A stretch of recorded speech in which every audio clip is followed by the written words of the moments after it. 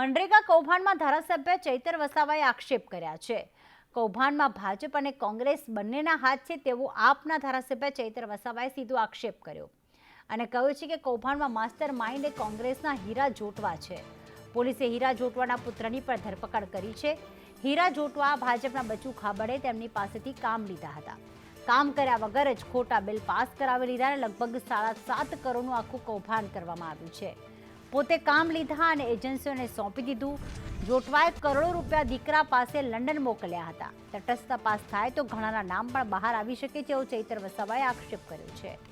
આપના ધારાસભ્ય ચૈતર વસાવાએ મનરેગા કૌભાંડ અંગે આક્ષેપ કર્યો છે।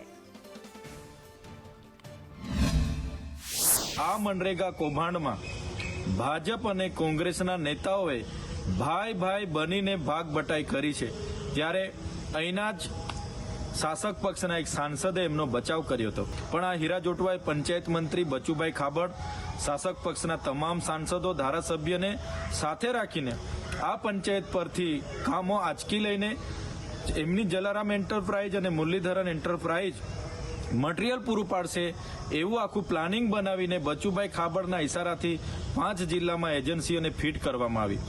અભય જોટવા જ્યારે લંડનમાં ભણીએ છે એમ કરીને ત્યાં રહેતા હતા, તમામ નાણાં અહીંથી વિદેશમાં એમણે હવાલાના પેટે મોકલાવેલા છે।